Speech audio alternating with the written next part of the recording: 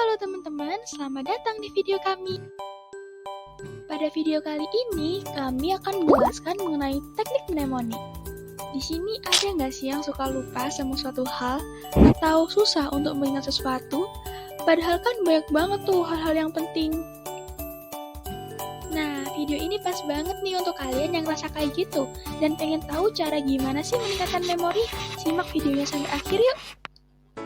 Sebelumnya udah pada tahu belum? Teknik mnemonik itu apa sih? Teknik mnemonik merupakan salah satu teknik dalam meningkatkan memori manusia. Teknik ini termasuk cara yang cukup praktis dan efektif untuk mempelajari sejumlah informasi dan materi. Teknik ini sudah diterapkan dalam banyak cara yang berbeda, mulai dari akronim sederhana untuk membantu mengingat ide, hingga strategi kompleks yang membantu mengingat angka dengan mengkodekannya kembali sebagai sebuah kata dan frase yang berbeda. Mnemonik ini sendiri mempunyai 8 teknik, kira-kira apa aja ya? Yang pertama adalah metode, yaitu metode yang menghubungkan satu hal terhadap hal lainnya. Lalu yang kedua ada metode Ofloki, yaitu metode yang menggunakan visualisasi imajinasi untuk mengingat dan mengatur informasi. Yang ketiga ada akrostik, yaitu sebuah frasa di mana huruf pertama dari setiap kata akan berfungsi sebagai kode untuk membantu mengingat. Selanjutnya ada akronim, yaitu huruf pertama dalam suatu kata akan berfungsi sebagai huruf pertama dalam kalimat baru. Yang kelima ada song stories and rhymes, yaitu membentuk suatu elemen cerita atau lagu dari beberapa kata. Masih banyak nih teman-teman. Selanjutnya ada phonetic system, di mana setiap angka akan dikorelasikan dengan setiap huruf konsonan yang kemudian dapat disusun menjadi sebuah kata yang mudah diingat, sehingga kata ini juga dapat diterjemahkan kembali menjadi sebuah angka. Ketujuh, metode keyword, yaitu menggunakan sebuah kata kunci untuk memvisualisasikan sesuatu yang mudah diingat.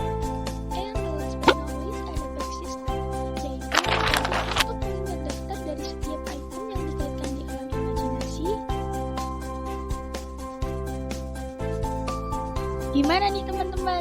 Ternyata mnemonik itu terdiri dari banyak teknik ya. Dari ke-8 teknik yang udah aku jelasin tadi, bisa banget loh untuk teman-teman coba. Deskripsi mnemonik dan tekniknya sudah kita bahas. Kalau gitu, yuk lanjut simak penjelasan selanjutnya. Ternyata dalam teknik ini terdapat sejumlah anggapan yang berbeda tentang efek kebermanfaatan dan dikotominya. Anggapannya adalah teknik ini hanya sebatas meningkatkan efisiensi memori saja, tetapi tidak meningkatkan kemampuan berpikir tingkat tinggi. Melalui anggapan tersebut menghasilkan dua respons yang berbeda dari dua peneliti. Menurut Bauer, teknik ini dirancang untuk meningkatkan memori, bukan memfasilitasi kemampuan berpikir, sehingga teknik ini harus digunakan sebagaimana mestinya. Sedangkan menurut Connery dan Levin, teknik ini menyebabkan kinerja seorang individu menjadi lebih baik pada tes penalaran. Dengan demikian, tetap dibutuhkan penelitian lebih lanjut sebelum mencapai kesimpulan mengenai kebermanfaatan penerapan teknik mnemonik ini. Menurut persepsi teman-teman gimana nih? Mungkin ada yang sepemikiran dengan peneliti pertama atau kedua? Atau mungkin punya persepsi sendiri nih? Please let me know and drop your opinion in the comment section. Tadi kita sudah bahas teknik-teknik mnemonik. Teman-teman masih pada ingat kan? Sekarang pembahasan kita terkait dengan teknik tersebut, yaitu relevansinya. Simak yuk. Setiap metode dalam teknik ini dapat membantu meningkatkan memori setiap informasi tertentu.